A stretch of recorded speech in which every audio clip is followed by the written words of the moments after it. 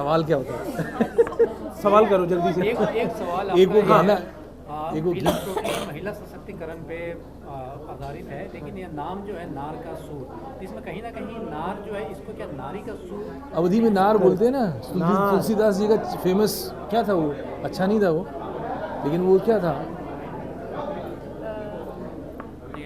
अरे तुलसीदास जी की एक चौपाई है, उसमें नार शब्द आया ना। पुरानी जो ब्रज भाषा थी उसमें नार शब्द का प्रयोग होता था नारी के लिए। नारी तो अभी हो रहा है, हाँ, नार मीन्स नारी।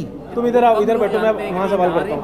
नारी जो है आज की युवा पीढ़ी की अगर बात की जाए तो नहीं, देखिए क्या होता है, अच्छी फिल्म हमेशा एजुकेट करती है। कोई भी ऐसी चीज़, जैसा कुलदीप जी ने पहले बोला कि ऑर्डिनरी सा नाम रख दो, तो उसमें कोई बात नहीं है, लेकिन आप थोड़ा ये सवाल करते हैं मेरे से? सोच विचार रखने वाला खेल रखता हाँ। था मैं, ये सवाल ही नहीं करता। हमारे दिमाग को जो चीज़ चकरा दे आपको वही देखना तो पसंद इसमें है। आप नया लड़का एजुकेट भी तो हो रहा है कि नार इज़ थोड़ा अपना जो लोकल भाषा रही है, अवधि ब्रज, उसमें नार शब्द यूज़ होता है।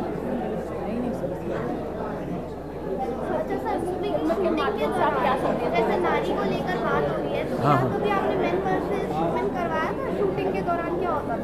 क्या करवाया था? क्या करवाते मैन वर्सेस वुमेन? जैसे कौन सा दंगल कौन सा? करवाते? बात हो रही है। नहीं, कबड्डी कैसे रियल में?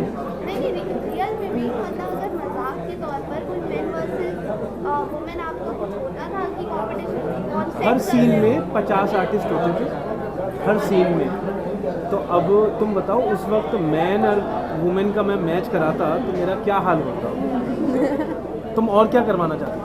तो इतनी सारी नारियों के बीच आपने कैसा अपना एक्सपीरियंस?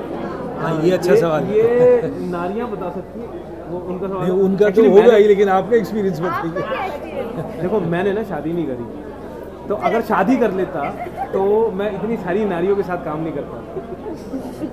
नहीं, इनका एक्सपीरियंस मैं बताता हूँ। ये एक्चुअली बहुत अच्छा एक्सपीरियंस कर रहे थे। He was like a king, he was like a lion who is surrounded by 50 lionesses, and he was like in control of every lioness, every tigress. So he was feeling good and great and king of the jungle. That's how it was. Actually, this is what I felt, what he felt. This is what I felt that he was feeling. मुस्कुराहट बता रही है। बाद में इन्होंने बोला कि अगर मेरी शादी हुई होती तो ऐसा नहीं होता। फिर वो जो रियल टाइग्रेस होती वो फिर थोड़ा नकेल बांध देती ना, ये होता। जी, इसमें जो है ना साड़ी में कबड्डी खेल रही है, तो कैसे ऐसा संभव है कि साड़ी में कबड्डी खेल रही है? इस पिक्चर में आप देखेंगे, और ये सीन है, ये संभव बनाया है, ये संभव बनाया है मेरी ही एक कैरेक्टर ने। मैं तो पाकिस्तान का प्रेसिडेंट बन रहा है। नहीं, आपने कबड्डी को ही क्यों चॉइस किया?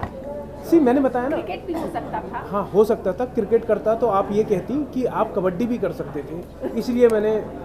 इन्होंने बताया ना, कबड्डी नेशनल गेम है, कबड्डी और हमारे गांव-गांव से कनेक्टेड है।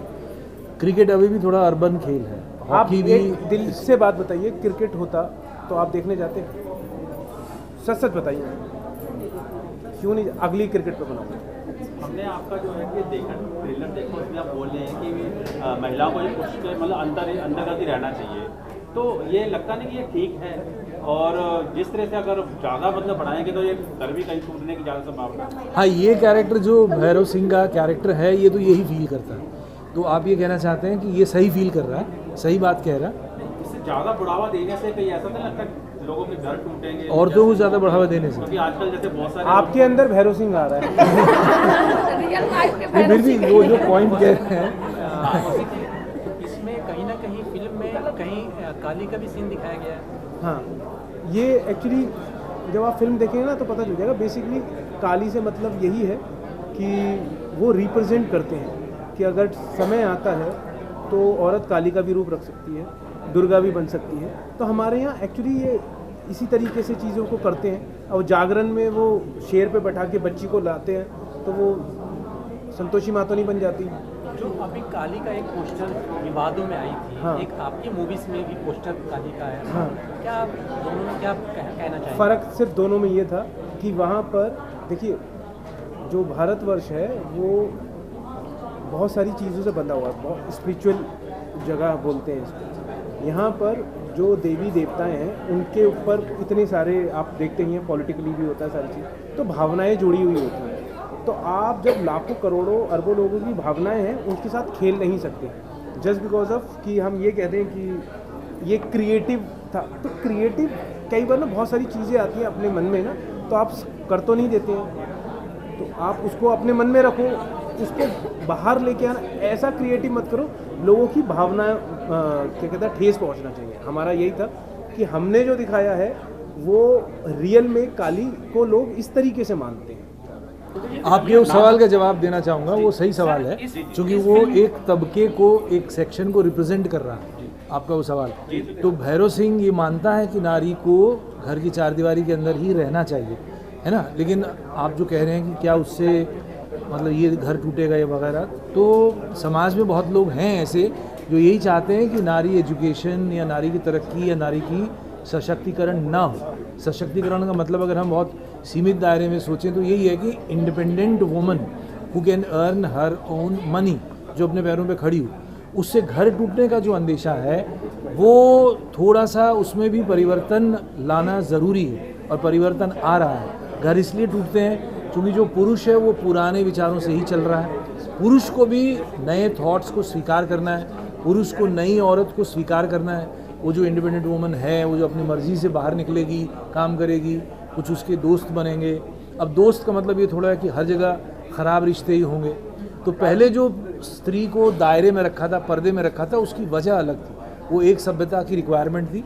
अब ये नई सभ्यता जो चल रही है पिछले 150-200 सालों से, इसकी रिक्वायरमेंट है कि स्त्री और पुरुष दोनों मिलके गृहस्थी का भार उठाएं और ऐसे जिए कि तरक्की की तरफ बढ़ें। जो भी तरक्की की डेफिनेशन है आज की सभ्यता में, उस तरफ चले। पुराने सभ्यता में जो डेफिनेशन थी, औरत घर संभाले और आदमी पुरुषार्थ करे और धन कमाए, देखिए वो सभ्यता तो बदल गई ना अभी।